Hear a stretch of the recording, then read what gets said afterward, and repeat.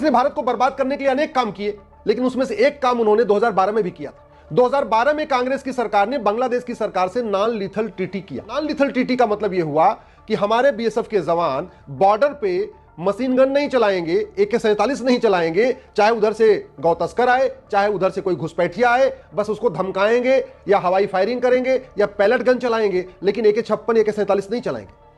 आप खुद सोचिए, जहां हम घुसपैठ जहाज से परेशान हैं, जहां हम ड्रग्स जहाज से परेशान हैं, घुसपैठिए भरते चले आते चले जा रहे हैं, ड्रग स्मगलर चलते आप भारत में घुसते चले जा रहे हैं, इसके बावजूद कांग्रेस ने ये नॉन लीथल ट्रीटी किया। इसका मतलब कहीं ना कहीं कांग्रेस को घुसपैठ को बढ़ाना था और ड्रग स्मगलिंग को आगे बढ़ाना था। मैं माननीय प्रधानमंत्री से निवेदन कर रहा हूं, जो स्थिति है इस समय बॉर्डर पे, आप इस नॉन लीथल ट्रीटी को खत्म करिए। बीएसएफ के जवानों को कम से कम यह अधिकार मिलना चाहिए कि अगर सामने से कोई घुसपैठिया आ रहा है या काउ स्मगलर आ रहा है या ड्रग स्मगलर आ रहा है तो उसको समझाएं, बुझाएं और ना माने तो वो गोली चला सके। दूसरा, 4000 किलोमीटर की बाउंड्री पूरी खुली हुई है बांग्लादेश के साथ और आराम से घुसपैठिए घुस जाते हैं। कितने कई बार तो ऐसा देखा गया कि यूट्यूबर भी आते हैं और बाकायदा वहां बॉर्डर पे खड़े होकर वीडियो बनाते हैं और चले जाते हैं। ये 4000 किलोमीटर कोई बहुत ज्यादा नहीं है। हमने तो हजारों किलोमीटर का एक्सप्रेसवे बना लिया, हजारों किलोमीटर का हाईवे बना लिया, कितने हमने एयरपोर्ट बना लिए, कितने हमने बंदरगाह बना लिए, लेकिन कांग्रेस ने कभी बॉर्डर पे ऊंची 20 फीट की ऊंची दीवार नहीं बनाई, क्योंकि 20 फीट की ऊंची दीवार बन जाती तो बांग्लादेशी भारत में नहीं आ पाते। इसलिए जानबूझ के कांग्रेस ने इस काम को कभी नहीं किया।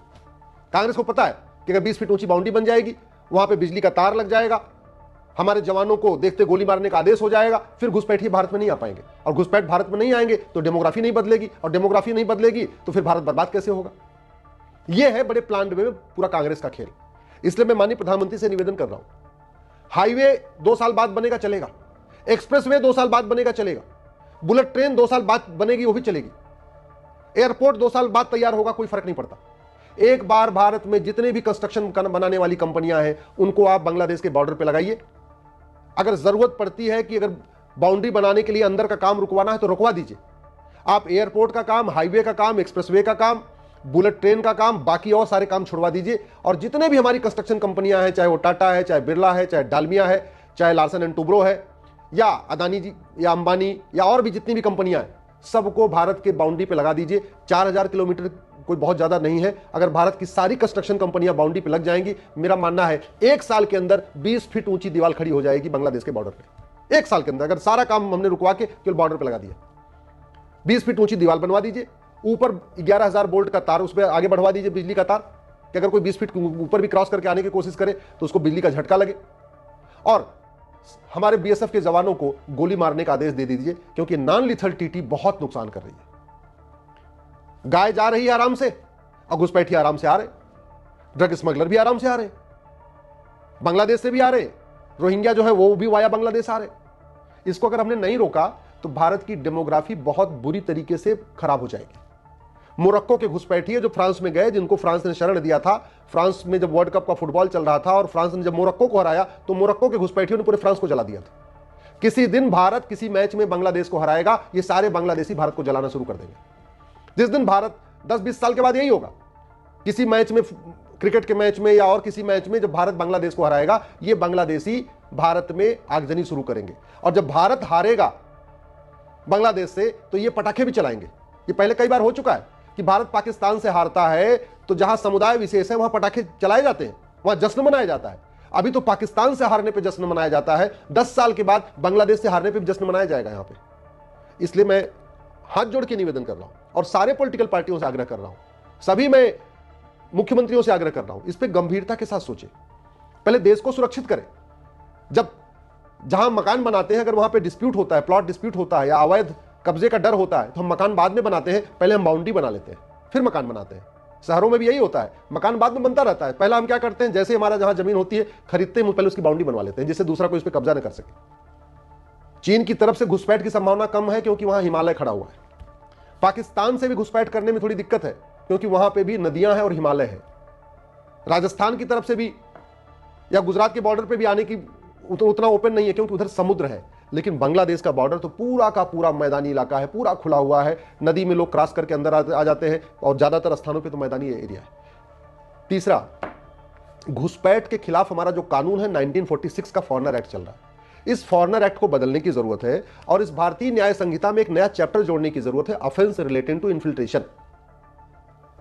वैसे इसमें और भी कई सारे सुधार करने की जरूरत है, ऑफेंस रिलेटिंग टू कन्वर्जन जोड़ने की जरूरत है, ऑफेंस रिलेटिंग टू लव जिहाद इसमें जोड़ने की जरूरत है, ऑफेंस रिलेटिंग टू ड्रग्स जिहाद इसमें जोड़ने की जरूरत है, लेकिन ऑफेंस रिलेटिंग टू इन्फिल्ट्रेशन यानी घुसपैठ से संबंधित एक चैप्टर इसमें डालना चाहिए।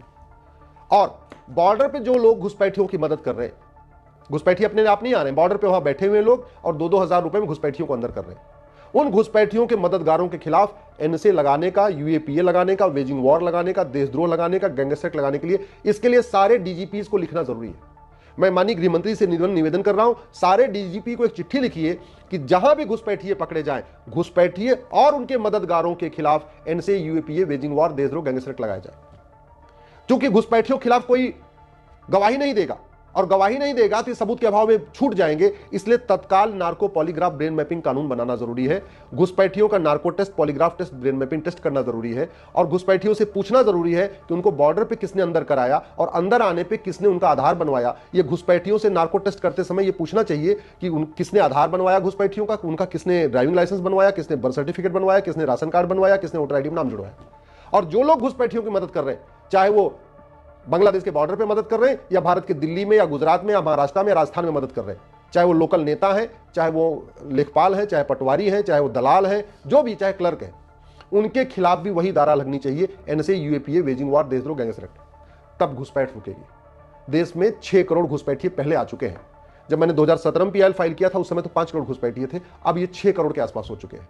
घुसपैठिए जो यहां पहले से है, हर साल वो बच्चा पैदा कर रहे हैं। एक एक घुसपैठिए के 15-15 बच्चे, 18 बच्चे, 20-20 बच्चे, और बाहर से अभी आना रुका नहीं है, वो घुसपैठिए आ रहे हैं।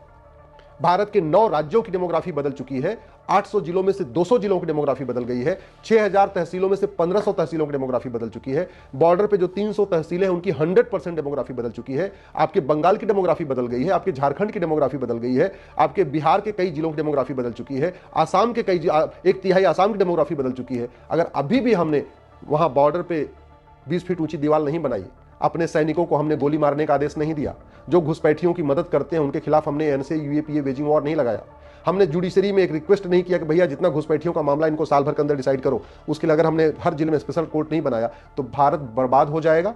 जैसे आज भारत से हिंदू बांग्लादेश के हिंदू तो छोड़ के भारत आ रहे, भारत के हिंदू कहां जाएंगे?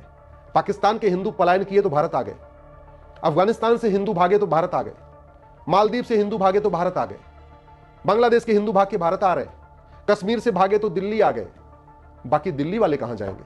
ये सोचने की जरूरत है और इसलिए बाउंड्री बनाने के साथ साथ कठोर नियम कानून बनाना भी जरूरी है।